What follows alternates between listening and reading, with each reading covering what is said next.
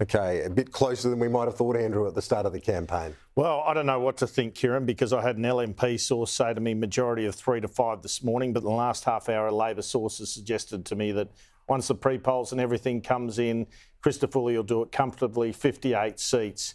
I think Crisafulli is a certainty. It's really about the margin tonight. And we all know why it's probably not going to be the big margin that it could have been. It's the abortion issue. I was told that there was visceral anger from women on the booths who were going to Labor on this one. So David Crisafulli has learnt an expensive lesson on that, I think. Just be more firm and decisive and be able to hose down an issue like that, because you cannot take women for granted in a 2024 election. As I said, the longest-serving female Premier in the nation's history, Anastasia Palaszczuk. You've been there. Good evening. Done that. What's your sense tonight?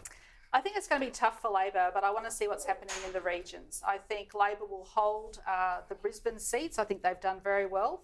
I think Stephen Miles has campaigned incredibly well against David Crisafulli.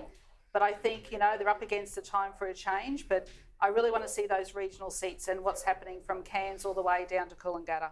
Okay, well, that's interesting, because I was told by an LNP person today, this is really a campaign in two parts. You've got the southeast and the rest. I guess that's not unusual, but Labor is much closer in the southeast than it is in the rest of the state. Campbell Newman, is that your read? Look, absolutely. And look, the thing tonight that we're really interesting and critical to the LNP's path to victory is what actually happens in the 3 seats in Townsville.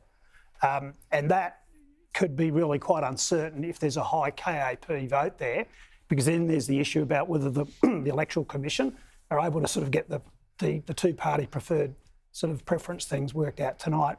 But it hasn't been a good campaign for the LNP, and I do hand it, I agree with Anastasia Palaszczuk, I hand it to Stephen Miles. He has campaigned effectively, and the polling... Why hasn't it been a good campaign? Well, it's because of the small target strategy. It's been the inability to answer straightforward questions like the abortion one. It's not just the women are cranky about it, it's the bloke sitting beside them going, well, I'm not sure about the abortion issue, but I just wish the guy'd answer the damn question.